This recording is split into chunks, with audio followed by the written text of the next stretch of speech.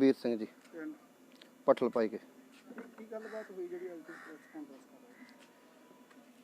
गल 28 तरीक रात ਨੂੰ ਅਸੀਂ ਆਪਣੇ ਘਰ 'ਚ ਸੁੱਤੇ ਪਏ ਸਾਂ 12:05 ਤੇ ਸਾਡੇ ਮੋੜ ਤੇ ਆ ਕੇ ਬੂਹੇ ਅੱਗੇ 2 ਫਾਇਰ ਜਿਹੜੇ ਆ ਉਹ ਹੋਏ ਆ ਜਿਹਦੇ ਨਾਲ ਅਸੀਂ ਸਾਰੇ ਬਾਈਕਾਂ ਵਾਲੇ ਉੱਠ ਪਏ ਆ ਔਰ ਆਸੇ-ਪਾਸੇ ਇਹ ਬੈਟਰੀਆਂ ਲੈ ਕੇ ਤੇ ਚੈੱਕ ਕਰਨਾ ਸ਼ੁਰੂ ਕੀਤਾ। ਸਾਨੂੰ ਕੋਈ ਨਜ਼ਰ ਨਹੀਂ ਆਇਆ।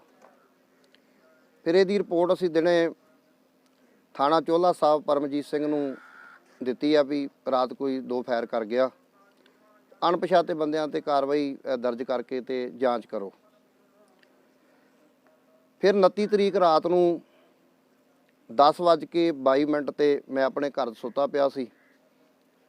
ਮੈਨੂੰ ਇੱਕ ਫੋਨ ਆਇਆ ਜੋ ਮੇਰੇ ਪਿੰਡ ਦੇ ਯਾਦਵਿੰਦਰ ਸੋਨੀ ਦਾ ਸੀ। ਉਸਨੇ ਬਹੁਤ ਬੁਰਾ ਭਲਾ ਬੋਲਿਆ। ਮੈਂ ਉਹਨੂੰ ਕਹਿੰਦਾ ਰਿਹਾ ਬਾਰ-ਬਾਰ ਵੀ ਤੂੰ ਸੁੱਖ ਦੀ ਜ਼ਿੰਦਗੀ ਜੀ ਔਰ ਮੈਨੂੰ ਜੀਣ ਦੇ। ਉਹਨੇ ਕਿਹਾ ਮੈਂ ਲਲਕਾਰ ਕੇ ਤੇਰੀ ਹਿੱਕ 'ਚ ਵੱਜਣਾ, ਨਾ ਮੈਂ ਜ਼ਿੰਦਗੀ ਜੀਣੀ ਆ ਤੇ ਨਾ ਮੈਂ ਤੈਨੂੰ ਜੀਣ ਦੇਣੀ ਆ, ਮੈਂ ਤੇ ਬੁਣ 'ਚ ਬਾਂਹ ਪਾਉਣੀ ਆ। ਇੱਦਾਂ ਦੀਆਂ ਬਹੁਤ ਸਾਰੀਆਂ ਗੱਲਾਂ ਕਰਨ ਤੋਂ ਬਾਅਦ ਸਵੇਰੇ ਮੈਂ ਆਪਣੇ ਮੈਂਬਰਾਂ ਨੂੰ ਔਰ ਚਾਚੇ ਤਾਇਆਂ ਨੂੰ ਬੁਲਾ ਕੇ ਸਾਰੀ ਕਹਾਣੀ ਜਿਹੜੀ ਦੱਸੀ। ਫਿਰ ਅਸੀਂ DSP ਗੋਂਦਵਾਲ ਸਾਹਿਬ ਦੇ 30 ਤਰੀਕ ਨੂੰ ਪੇਸ਼ ਹੋ ਕੇ ਇੱਕ ਲਿਖਤੀ ਦਰਖਾਸਤ ਜਿਹੜੀ ਦਿੱਤੀ ਵੀ ਇਸ ਬੰਦੇ ਵੱਲੋਂ ਧਮਕੀਆਂ ਆਈਆਂ ਔਰ ਪਹਿਲਾਂ ਗੋਲੀ ਚੱਲੀ ਹੈ। ਉਹ ਦਰਖਾਸਤ ਦੇ ਕੇ ਅਸੀਂ ਆ ਗਏ ਵਾਪਸ। 2 ਤਰੀਕ ਨੂੰ ਮੇਰੇ ਤਾਏ ਦੇ ਪੁੱਤਰ ਸਰਦਾਰ ਜਤਿੰਦਰ ਸਿੰਘ ਜੀ ਜਿਨ੍ਹਾਂ ਦਾ ਮੈਡੀਕਲ ਹੈ, ਉਹਨਾਂ ਨੂੰ ਧਮਕੀ ਆਈ ਕਿ 30 ਲੱਖ ਰੁਪਈਆ ਤਿਆਰ ਕਰ ਲਓ ਤੇ ਨਹੀਂ ਤੇ ਆਪਣੀ ਤਿਆਰੀ ਕਰ ਲਓ। ਇਹਨਾਂ ਨੇ ਫਟਾਫਟ ਦੁਕਾਨ ਬੰਦ ਕੀਤੀ ਔਰ ਘਰ ਆ ਗਏ। ਅਸੀਂ ਸਾਰਾ ਪਰਿਵਾਰ ਇਕੱਠੇ ਹੋਏ ਔਰ ਉਸੇ ਵੇਲੇ ਅਸੀਂ ਡਿਪਟੀ ਗੋਂਦਵਾਲ ਸਾਹਿਬ ਨੂੰ ਫੋਨ ਲਾਇਆ ਔਰ SHO ਚੋਹਲਾ ਸਾਹਿਬ ਨੂੰ ਵੀ ਫੋਨ ਲਾਇਆ। ਫਿਰ ਸਵੇਰੇ ਅਸੀਂ ਲਿਖਤੀ ਦਰਖਾਸਤ ਜਿਹੜੀ ਆ ਉਹ SSP ਤਰਨਤਾਰਨ ਨੂੰ ਦੇ ਕੇ ਆਏ ਜੋ ਡਿਪਟੀ ਗੋਂਦਵਾਲ ਨੂੰ ਮਾਰਕ ਹੋਈ।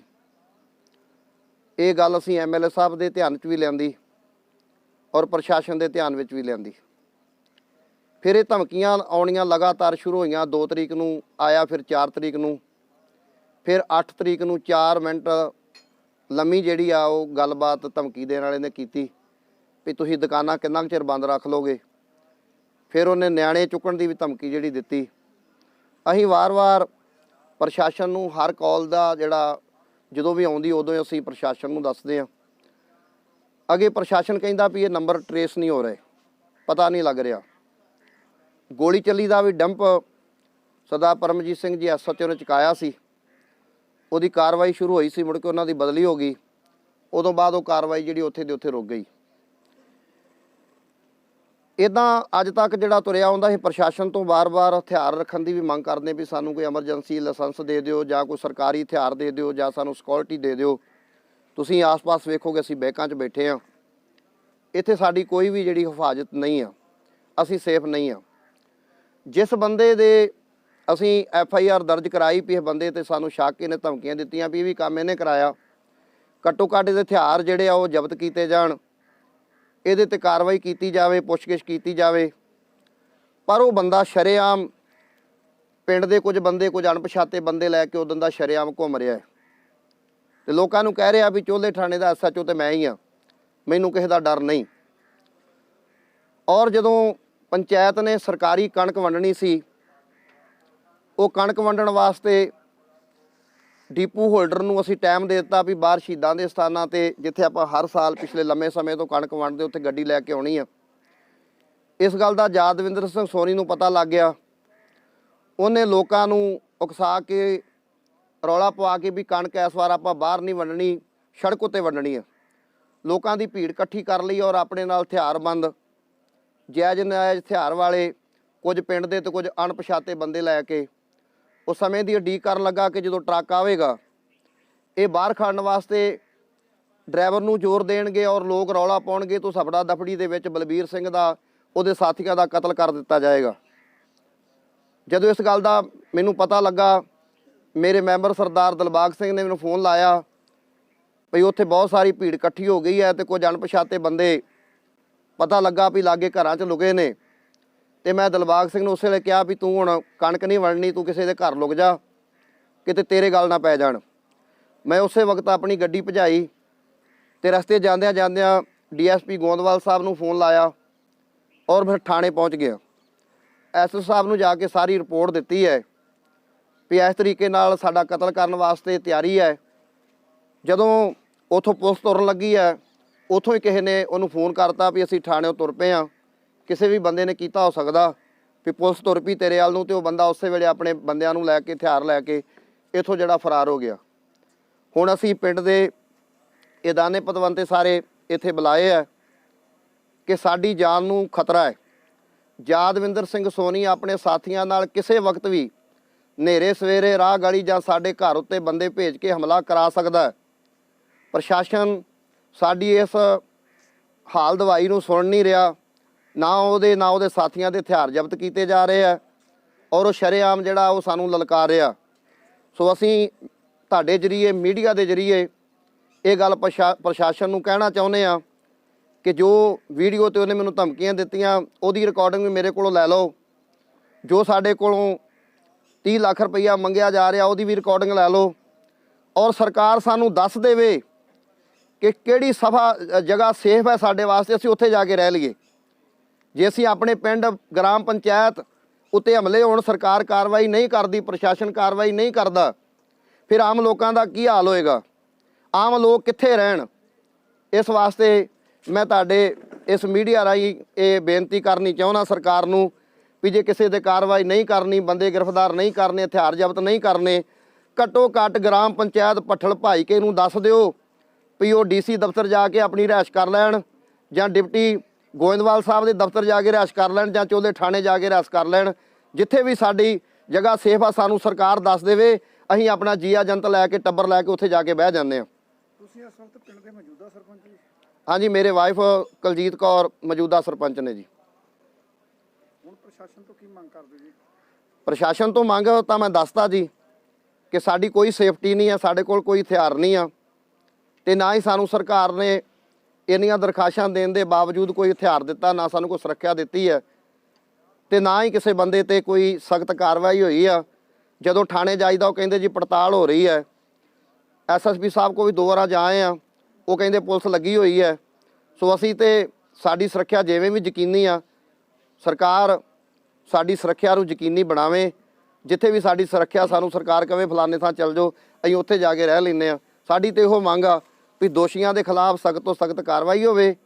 ਯਾਦਵਿੰਦਰ ਸਿੰਘ ਸੋਨੀ ਦੇ ਨਾਲ ਪਿੰਡ ਦੇ ਵੀ ਉਹ ਬੰਦੇ ਆ ਜਿਹੜੇ ਪਹਿਲਾਂ ਹੀ ਕੁਝ ਕੇਸਾਂ ਦੇ ਵਿੱਚ ਪਰਚੇ ਜਿਨ੍ਹਾਂ ਤੇ ਹੋਏ ਆ, ਤੇ ਬਾਹਰ ਦੇ ਵੀ ਜਿਹੜੇ ਅਣਪਛਾਤੇ ਜਿਹੜੇ 2 ਨੰਬਰ ਦੇ ਬੰਦੇ ਆ, 2 ਨੰਬਰ ਦੇ ਹਥਿਆਰ ਆ, ਉਹਦੇ ਨਾਲ ਰਹਿ ਰਹੇ ਆ। ਕੋਈ ਪੁਰਾਣੀ ਵੀ ਰੰਜਿਸ਼ ਚੱਲ ਰਹੀ ਆ ਤੁਹਾਡੇ ਯਾਦਵਿੰਦਰ ਸਿੰਘ ਸੋਨੀ ਨਾਲ ਜੀ? ਨਹੀਂ, ਕੋਈ ਰੰਜਿਸ਼ ਨਹੀਂ ਚੱਲਦੀ ਜੀ। ਇਲੈਕਸ਼ਨ ਲੜੀ ਆ ਜੀ, ਉਹ ਵੀ ਪਿੰਡ ਦੇ ਕਿੰਨੇ ਬੰਦੇ ਆ ਜੀ ਉਹਦੇ ਨਾਲ? ਉਹਦੇ ਨਾਲ ਕੋਈ ਖਾਸ ਬੰਦੇ ਨਹੀਂ ਜੀ। ਉਹਦੇ ਨਾਲ ਬੰਦੇ ਉਹੀ ਹੈ ਜਿਹੜੇ ਕੋਈ ਨਾ ਕੋਈ ਜਾਂ ਨਸ਼ਾ ਪੱਤਾ ਵੇਚਦੇ ਆ, ਜਾਂ ਜਿਹੜੇ ਲੜਾਈਆਂ ਝਗੜਿਆਂ ਵਾਲੇ ਆ। ਕੌਣ ਬੰਦੇ, ਕੋਈ ਨਾਂ ਦੱਸ ਸਕਦੇ ਜੀ ਉਹਨਾਂ ਦਾ? ਵੇਖੋ ਜੀ, ਉਹਦਾ ਨਾਂ ਇੱਕ ਤਾਂ ਜਗਰੂਪ ਸਿੰਘ ਭੂਪੀ ਆ ਜੀ, ਜਿਹੜਾ ਬਿਲਕੁਲ ਉਹਦਾ ਬਾਡੀਗਾਰਡ ਆ, ਔਰ ਉਹਦੀ ਥਾਂ ਤੇ ਹਰ ਵੇਲੇ ਪੰਚਾਇਤ ਨਾਲ ਜਿਹੜੇ ਆ ਉਹ ਪੰਗੇ ਲੈਂਦਾ ਰਹਿੰਦਾ। ਦੂਜਾ ਜੀ ਜਸਵੀਰ ਸਿੰਘ ਗੱਟੂ ਆ, ਜਿਹੜਾ ਉਹਦਾ ਬਾਡੀਗਾਰਡ ਆ, ਜਿਹੜਾ 24 ਘੰਟੇ ਉਹਦੇ ਨਾਲ ਰਹਿੰਦਾ ਔਰ ਹਰ ਕੰਮ 'ਚ ਰੁਕਾਵਟ ਪਾਉਣ ਵਾਸਤੇ ਉਹ ਨਾਲ ਆਉਂਦਾ ਜੀ ਉਹਦੇ। ਤੇ ਅੱਜ ਵੀ ਜਿਹੜਾ ਆਪਣਾ ਰਿਵਾਲਵਰ ਲੈ ਕੇ ਉਹ ਨਾਲ ਸੀ ਜੀ। ਜਿਹੜੇ ਪਿੰਡ ਦੇ ਤੁਸੀਂ ਪੰਚਾਇਤ ਮੈਂਬਰ ਚੁਣੇ, ਪੰਚ ਚੁਣੇ ਨੇ, ਉਹ ਇਸ ਵਕਤ ਤੁਹਾਡੇ ਨਾਲ ਆ ਕੇ ਪਾਸੇ? ਨਹੀਂ, ਸਾਰੀ ਪੰਚਾਇਤ ਜਿਹੜੀ ਆ ਜੀ ਉਹ ਮੇਰੇ ਨਾਲ ਆ ਜੀ। ਲੱਗਦਾ ਤੁਹਾਡੀ ਕਿਸ ਚੀਜ਼ ਨੂੰ ਲੈ ਕੇ ਦੁਸ਼ਮਣੀ ਚੱਲ ਰਹੀ ਹੈ? ਇੱਕ ਤਾਂ ਪਹਿਲਾਂ ਇਲੈਕਸ਼ਨ ਸੀ ਜੀ, ਦੂਜਾ ਇਹ ਪਰਿਵਾਰ ਦੇ ਕੋਲ ਪੰਚਾਇਤ ਦੀ ਜ਼ਮੀਨ ਵਗਦੀ ਹੈ ਜੀ, 5 ਕਿੱਲੇ। ਜਦੋਂ ਅਸੀਂ ਪੰਚਾਇਤ ਬਣੀ ਤੇ ਆਪਣੀ ਪੰਚਾਇਤ ਦੀ ਨਿਸ਼ਾਨਦੇਹੀ ਕਰਵਾਈ ਤੇ 6 ਕਿੱਲੇ ਜ਼ਮੀਨ ਜਿਹੜੀ ਸੀ ਉਹ ਪੰਚਾਇਤ ਦੀ ਬੋਲੀ, ਜਿਹੜੀ ਇਹ ਪਰਿਵਾਰ ਥੱਲੇ ਤੇ ਇਹਨਾਂ ਦੇ ਚਹੇਤਿਆਂ ਥੱਲੇ ਵਗਦੀ ਸੀ। ਉਹਦਾ DDPO ਤਰਨਤਾਰਨ ਨੂੰ ਅਸੀਂ ਕੇਸ ਦਿੱਤਾ। ਉਸ ਦਿਨ ਤੋਂ ਇਹ ਪਰਿਵਾਰ ਜਿਹੜਾ ਵਾ ਇਹ ਬਹੁਤ ਜ਼ਿਆਦਾ ਜਿਹੜੀ ਆ ਉਹ ਖਹਿਬਾਜ਼ੀ ਰੱਖਣ ਲੱਗ ਪਿਆ ਵੀ ਸਾਡੇ ਥੱਲੋਂ ਜ਼ਮੀਨ ਨਿਕਲ ਰਹੀ ਆ। ਹੁਣ ਜਿਸ ਤਰ੍ਹਾਂ ਤੁਸੀਂ ਪ੍ਰਧਾਨ ਜੀ ਕਹਿ ਰਹੇ ਸੀ ਅਸੀਂ ਦਿੱਲੀ ਜਾ ਰਹੇ ਹਾਂ ਕਿਸਾਨੀ ਧਰਨੇ ਦੇ ਵਿੱਚ, ਤੇ ਸਾਡੇ ਮਗਰ ਪਰਿਵਾਰ ਨੂੰ ਖਤਰਾ, ਉਸ ਬਾਰੇ ਕੀ ਕਹਿਣਾ ਚਾਹੁੰਦੇ? ਵੇਖੋ ਜੀ, ਅਸੀਂ ਸੰਘਰਸ਼ ਨਾਲ ਜੁੜੇ ਹਾਂ। ਭਾਰਤੀ ਕਿਸਾਨ ਯੂਨੀਅਨ ਰਾਜੇਵਾਲ ਦਾ ਮੈਂ ਜ਼ਿਲ੍ਹਾ ਸਕੱਤਰ ਹਾਂ ਜੀ। ਜਦੋਂ ਤੋਂ ਦਿੱਲੀ ਮੋਰਚਾ ਲੱਗਾ ਅਸੀਂ ਜਥੇ 20-50 ਦੇ ਬਣਾ ਕੇ ਇੱਥੋਂ ਭੇਜਦੇ ਹਾਂ ਔਰ ਆਪ ਵੀ ਜੋ ਡਿਊਟੀ ਸਾਡੀ ਲੱਗਦੀ 20 ਦਿਨ ਜਾਂਦੇ ਆ। ਤੇ ਹੁਣ ਪਰਿਵਾਰ ਜਿਹੜਾ ਉਹ ਚਿੰਤਾ ਵਿੱਚ ਆ ਵੀ ਤੁਸੀਂ ਚਲੇ ਜਾਂਦੇ ਜੇ ਤੇ ਮਗਰੋਂ ਵੀ ਸਾਨੂੰ ਖਤਰਾ। ਇਸ ਲਈ ਹੁਣ ਅਸੀਂ ਖਤਰੇ ਵਿੱਚ ਆ, ਨਾ ਅਸੀਂ ਦਿੱਲੀ ਜਾਣ ਜੋਗੇ ਆ। ਉੱਥੋਂ ਪ੍ਰਧਾਨ ਜੀ ਹੁਣਾਂ ਦਾ ਫੋਨ ਆਉਂਦਾ, ਫਿਰ ਅਸੀਂ ਕਦੀ ਕਿਸੇ ਨੂੰ ਭੇਜਦੇ ਕਦੀ ਕਿਸੇ ਨੂੰ ਭੇਜਦੇ ਆ ਤੇ ਆਪ ਅਸੀਂ ਜਿਹੜਾ ਵਾ ਇਸ ਚਿੰਤਾ ਦੇ ਵਿੱਚ ਜਿਹੜੇ ਆ ਉਹ ਦਿਨ ਗੁਜ਼ਾਰ ਰਹੇ ਆ। ਤੇ ਜਥੇਬੰਦੀ ਨੂੰ ਅਸੀਂ ਕੋਈ ਲਾਰਾ ਲਾ ਕੇ ਵੀ ਅਸੀਂ ਨਹੀਂ ਆ ਸਕਦੇ, ਉਹਦੇ ਥਾਂ ਤੇ ਹੋਰ ਕੋਈ ਬੰਦਾ ਸਾਨੂੰ ਭੇਜਣਾ ਪੈ ਰਿਹਾ ਜੀ। ਤੁਹਾਡਾ ਜੀ ਜਤਿੰਦਰ ਸਿੰਘ ਜੀ, ਪਿੰਡ ਪੱਠਲ ਭਾਈ ਕੇ। ਇਹ ਕੀ ਗੱਲਬਾਤ ਹੋਈ ਜੀ ਤੁਹਾਡੀ? ਇਹ ਸਾਡੀ ਜਾਣੀ ਕਿ ਜਦਵਿੰਦਰ ਸਿੰਘ ਸਾਨੂੰ ਧਮਕੀਆਂ ਦੇ ਰਿਹਾ ਜੀ ਫਰੌਤੀ ਵਾਸਤੇ ਕਿਸੇ ਬੰਦੇ ਦੇ ਥਰੂ। ਤੇ ਉਸ ਤੋਂ ਬਾਅਦ ਹੋਰ ਜਾਣੀ ਕਿ ਨੂੰ ਖਤਰਾ ਉਹਦੇ ਤੋਂ ਕਿੰਨੇ ਪੈਸਿਆਂ ਦੀ ਫਰੋਤੀ ਦੀ ਮੰਗ ਕੀਤੀ ਗਈ? 30 ਲੱਖ ਰੁਪਏ ਦੀ। ਹੁਣ ਪ੍ਰਸ਼ਾਸਨ ਤੋਂ ਕੀ ਮੰਗ ਕਰਦੇ ਤੁਸੀਂ? ਇਨਸਾਫ ਚਾਹੁੰਦੇ ਆ ਜੀ ਸਾਨੂੰ, ਜਾਣੀ ਕਿ ਉਹਨੂੰ ਸੋਨੀ ਦੇ ਕੇਸ ਦਰਜ ਹੋਇਆ ਉਹਨੂੰ ਤਰਸੇਮ ਸਿੰਘ ਜੀ, ਪਿੰਡ ਜੀ ਲੋਹਾਰ। ਕਿਸ ਯੂਨੀਅਨ ਵੱਲੋਂ ਅੱਜ ਇੱਥੇ ਪਹੁੰਚੇ ਹੋ ਜੀ ਆਪਾਂ? ਹਾਂਜੀ, ਮੈਂ ਭਾਰਤੀ ਕਿਸਾਨ ਯੂਨੀਅਨ ਰਾਜੇਵਾਲ ਦਾ ਬਲਾਕ ਚੋਲਾ ਸਾਹਿਬ ਦਾ ਪ੍ਰਧਾਨ ਹੈ। ਕੀ ਗੱਲਬਾਤ ਹੋਈ ਜੋ ਤੁਸੀਂ ਅੱਜ ਇੱਥੇ ਪਹੁੰਚੇ? ਇੱਥੇ ਜੀ ਜਿੱਦਾਂ ਕਿ ਆਪਣੇ ਸਰਦਾਰ ਬਲਵੀਰ ਸਿੰਘ ਜੀ ਹੋਣੀ ਪੱਠਲ ਭਾਈ ਕੇ, ਇਹਨਾਂ ਨੂੰ ਪਹਿਲਾਂ ਇਹਨਾਂ ਦੇ ਘਰ ਦੇ ਫੈਰ ਹੋਇਆ ਵਾ ਤੇ ਬਾਅਦ ਦੇ ਵਿੱਚ ਇਹਨਾਂ ਨੂੰ ਧਮਕੀਆਂ ਮਿਲੀਆਂ, ਫਰੌਤੀ ਦੀ ਮੰਗ ਕੀਤੀ ਗਈ। ਉਸ ਸੰਬੰਧ ਦੇ ਵਿੱਚ ਅੱਜ ਅਸੀਂ ਇੱਥੇ ਆਏ ਹਾਂ। ਪਰ ਪੁਲਿਸ ਵੱਲੋਂ ਤੋਂ ਇਹ ਪਰਚਾ ਕਰ ਦਿੱਤਾ ਗਿਆ ਹੈ। ਦੇਖੋ ਜੀ, ਪੁਲਿਸ ਨੇ ਪਰਚਾ ਕਰ ਦਿੱਤਾ ਵਾ, ਪਰ ਕਾਫੀ ਦਿਨਾਂ ਤੋਂ ਇਹ ਕਾਰਵਾਈ ਚੱਲ ਰਹੀ ਆ ਤੇ ਉਹਨਾਂ ਨੇ ਪਰਚਾ ਦਰਜ ਕਰਤਾ, ਪਰ ਕਿਸੇ ਦੋਸ਼ੀ ਨੂੰ ਫੜਿਆ ਨਹੀਂ ਗਿਆ, ਕਿਸੇ ਤੇ ਕੋਈ ਕਾਰਵਾਈ ਅਜੇ ਤੱਕ ਕੀਤੀ ਨਹੀਂ ਗਈ ਉਹਨਾਂ ਵੱਲੋਂ। ਅੱਜ ਜੋ ਤੁਸੀਂ ਪ੍ਰੈਸ ਕਾਨਫਰੰਸ ਕਰ ਰਹੇ ਜੀ, ਇਸ ਤੋਂ ਅੱਗੇ ਵੀ ਕੋਈ ਮੀਟਿੰਗ ਕੀਤੀ ਜਾਵੇਗੀ ਕਿ ਹੋਰ ਕੋਈ ਕਾਰਵਾਈ ਕੀਤੀ ਜਾਵੇ? ਦੇਖੋ ਜੀ, ਅਸੀਂ ਤੇ ਕਹਿੰਦੇ ਕਿ ਜੋ ਸਰਦਾਰ ਬਲਵੀਰ ਸਿੰਘ ਜੀ ਹੋਣੀ ਹੈ ਸਾਡੇ ਜ਼ਿਲ੍ਹੇ ਦੇ ਭਾਰਤੀ ਕਿਸਾਨ ਯੂਨੀਅਨ ਰਾਜੇਵਾਲ ਦੇ ਸਕੱਤਰ ਵੀ ਨੇ। ਪਿਛਲੇ 9-10 ਮਹੀਨਿਆਂ ਤੋਂ ਇਹਨਾਂ ਨੇ ਬਹੁਤ ਮਿਹਨਤ ਕੀਤੀ ਜਥੇਬੰਦੀ ਦੇ ਨਾਲ, ਇਕਾਈਆਂ ਬਣਾਈਆਂ, ਪਿੰਡਾਂ ਦੇ ਵਿੱਚ ਜਥੇ ਵੀ ਭੇਜੇ ਆ ਤੇ ਉੱਥੇ ਟਿਕਰੀ ਬਾਰਡਰ, ਸਿੰਘੂ ਬਾਰਡਰ ਤੇ ਵੀ ਜਾਂਦੇ ਰਹੇ ਆ। ਤੋ ਸਾਡੀ ਜਥੇਬੰਦੀ ਦਾ ਜ਼ਿਲ੍ਹੇ ਦੇ ਵਿੱਚ ਇੱਕ ਬਹੁਤ ਹੀ ਅਹਿਮ ਹਿੱਸਾ ਵਾ ਤੇ ਅਸੀਂ ਮੰਗ ਕਰਦੇ ਹਾਂ ਕਿ ਇਸ ਸਮੇਂ ਜੋ ਇਹਨਾਂ ਦੇ ਉੱਤੇ ਭੀੜ ਪਈ ਆ, ਧਮਕੀਆਂ, ਫਰੌਤੀਆਂ, ਫੈਰ ਵੀ ਹੋਏ ਆ ਘਰ ਤੇ, ਤੋ ਪਰਚਾ ਹੋਇਆ ਵਾ ਤਾਂ ਅਸੀਂ ਮੰਗ ਕਰਦੇ ਕਿ ਪ੍ਰਸ਼ਾਸਨ ਜਲਦੀ ਤੋਂ ਜਲਦੀ ਦੋਸ਼ੀਆਂ ਨੂੰ ਫੜ ਕੇ, ਕੋਈ ਵੀ ਦੋਸ਼ੀ ਆ ਉਹਨਾਂ ਤੇ ਕਾਰਵਾਈ ਕਰੇ। ਜੇਕਰ ਪ੍ਰਸ਼ਾਸਨ ਨਹੀਂ ਕਾਰਵਾਈ ਕਰਦਾ ਤੇ ਅਸੀਂ ਧਰਨਾ ਦੇਵਾਂਗੇ ਆਪਣੇ ਇਸ ਸਰਦਾਰ ਬਲਵੀਰ ਸਿੰਘ ਜੀ ਉਹਨਾਂ ਨੂੰ ਇਨਸਾਫ ਦਿਵਾਉਣ ਵਾਸਤੇ। ਅਸੀਂ ਚਾਹੁੰਦੇ ਹਾਂ ਕਿ ਸਾਡਾ ਜੋ ਵੀ ਇਹ ਜਥੇਬੰਦੀ ਦਾ ਚੱਲ ਰਿਹਾ ਉਹ ਚੱਲਦਾ ਰਹੇ। ਇਹ ਜਾਣ ਬੁੱਝ ਕੇ ਜਥੇਬੰਦੀਆਂ ਦੇ ਉੱਪਰ ਦਬਾਅ ਬਣਾਇਆ ਜਾ ਰਿਹਾ।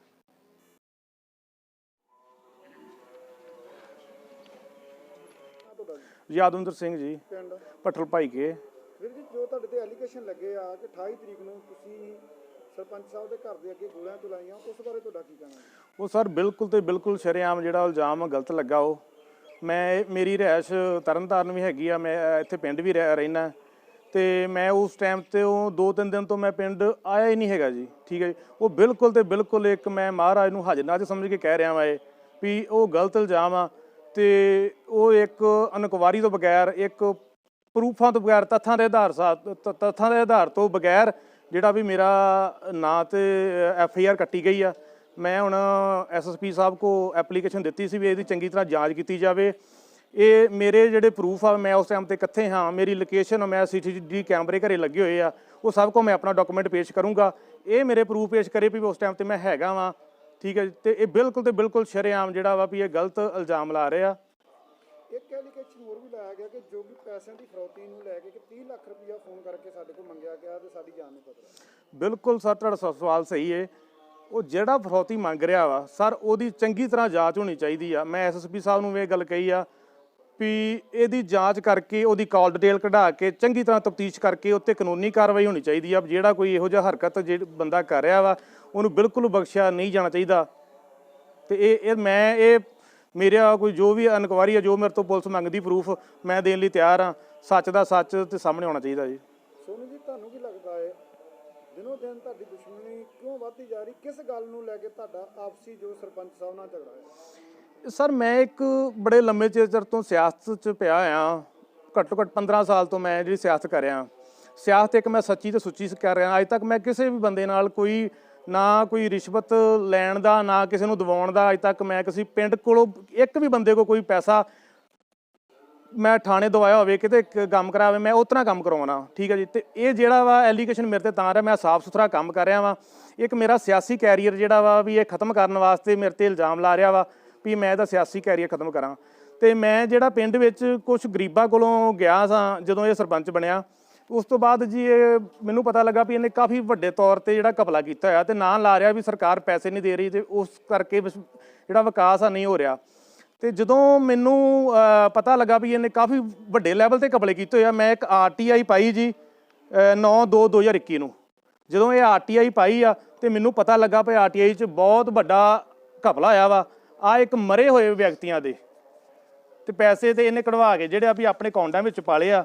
ਤੇ ਉਹਦੇ ਵਿੱਚ ਜੀ ਜਿਸ ਤਰ੍ਹਾਂ ਗੁਰਮੇਜ ਸਿੰਘ ਆ ਸਾਡੇ ਪਿੰਡ, ਭਾਨ ਸਿੰਘ ਦਾ, ਇਹ ਕਾਫੀ ਟਾਈਮ ਤੋਂ ਮਰਿਆ ਆ, ਇਹਦੇ ਪੈਸੇ ਵੀ ਨਿਕਲ ਚੁੱਕੇ ਆ। ਇੱਕ ਜੀ ਮੇਹਰ ਸਿੰਘ ਆ, ਕਾਫੀ ਲੰਮੇ ਸਮੇਂ ਤੋਂ ਮਰਿਆ ਆ, ਇਹਦੇ ਪੈਸੇ ਵੀ ਨਿਕਲ ਚੁੱਕੇ ਆ। ਇੱਕ ਸ਼ਾਮ ਸਿੰਘ ਆ, ਤਾਰਾ ਸਿੰਘ ਆ, ਇਹ ਕਾਫੀ ਲੰਮੇ ਸਮੇਂ ਤੋਂ ਮਰਿਆ ਆ। ਜਿਹੜਾ ਧਰਮ ਸਿੰਘ ਦਾ ਇਲਜ਼ਾਮ ਲਾ ਰਿਹਾ ਵਾ, ਇਹਨਾਂ ਦੇ ਪੈਸੇ ਵੀ ਇਹ ਬਾਹਰ ਰਹਿ ਰਹੇ ਆ। ਇਹਨਾਂ ਦਾ ਕਾਰੋਬਾਰ ਬਹੁਤ ਵੱਡਾ ਵਾ, ਪੈਲਸ ਵਾ, ਟਰਾਂਸਪੋਰਟ ਦਾ ਕੰਮ ਵਾ, ਇਹਨਾਂ ਦੇ ਅਕਾਊਂਟਾਂ 'ਚ ਪੈਸੇ ਨਿਕਲੇ ਹੋਏ। ਤੇ ਮੈਂ ਇੱਕ ਇਲਜ਼ਾਮ ਲਾ ਰਿਹਾ ਵੀ ਆ ਤੁਹਾਡੇ ਪੈਸੇ ਕਿਉਂ ਨਿਕਲੇ ਆ। ਇੱਕ ਉਸ ਚੀਜ਼ ਨੂੰ ਦੱਬਣ ਵਾਸਤੇ ਵੀ ਤੂੰ ਸਾਡਾ ਨਾਂ ਲੈ ਰਿਹਾ ਵਾ, ਤੈਨੂੰ ਅਸੀਂ ਸਿਆਸਤ 'ਚੋਂ ਖਤਮ ਕਰਾਂਗੇ, ਠੀਕ ਹੈ ਜੀ। ਮੈਂ ਇੱਕ ਮੁੜ ਕੇ ਉਸ ਤੋਂ ਬਾਅਦ DC ਸਾਹਿਬ ਨੂੰ ਐਪਲੀਕੇਸ਼ਨ ਦਿੱਤੀ ਹੈ ਵੀ ਆ ਜੀ ਸਾਡੇ ਜਿਹੜੇ ਆ ਵੀ ਪਿੰਡ 'ਚ ਇਨਕੁਆਇਰੀ ਕੀਤੀ ਜਾਵੇ ਵੀ ਸਾਡੇ ਪਿੰਡ 'ਚ ਕਾਫੀ ਤੌਰ 'ਤੇ ਵੱਡਾ ਘਪਲਾ ਆ।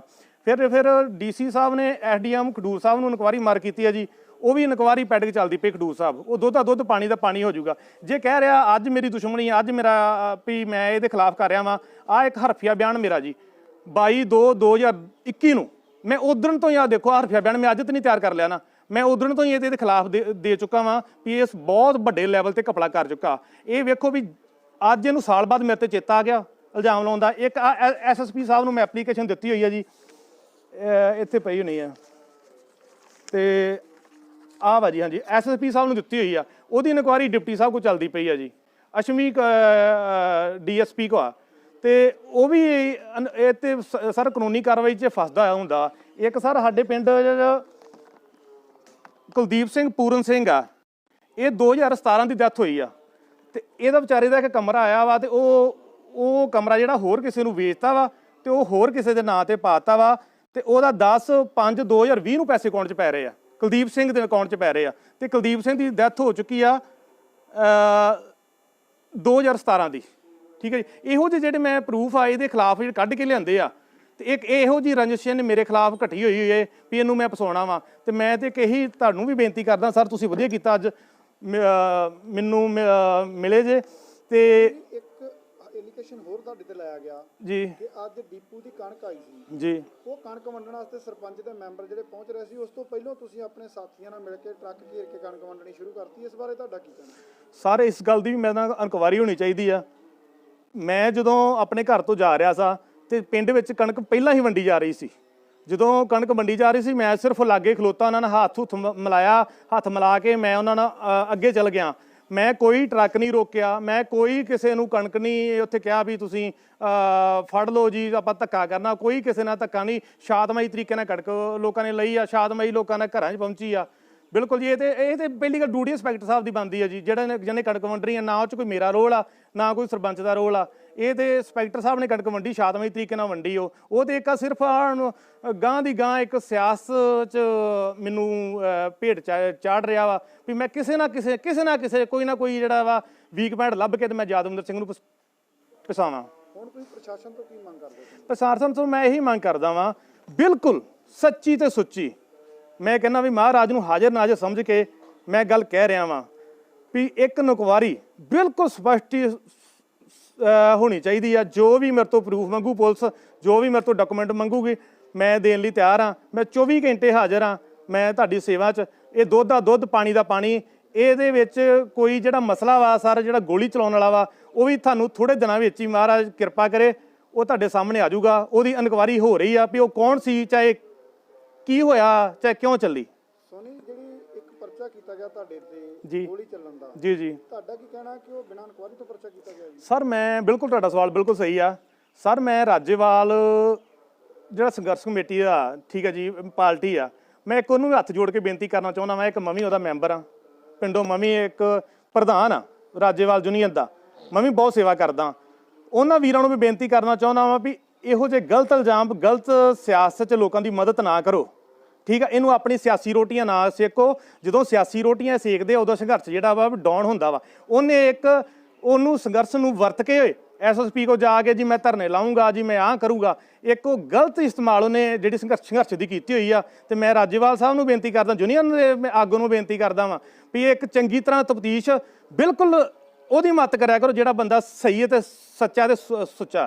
ਸੋਨੀ ਜੀ, ਮੰਨ ਲਓ ਜੇ ਤੁਹਾਨੂੰ ਇੰਨੀਆਂ ਦਰਖਾਸਤਾਂ ਦੇਣ ਤੇ ਵੀ ਇਨਸਾਫ ਨਹੀਂ ਮਿਲਦਾ, ਫਿਰ ਅੱਗੇ ਦਾ ਤੁਹਾਡੇ ਕੀ ਪੈਂਟ ਹੋਊਗਾ?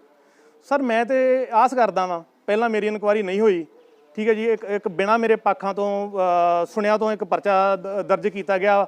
ਮੈਂ ਆਸ ਜ਼ਰੂਰ ਕਰਦਾ ਵਾਂ ਵੀ ਰੱਬ ਦੇ ਘਰ ਦੇਰ ਜ਼ਰੂਰ ਹਨੇਰ ਨਹੀਂ ਹੈਗਾ।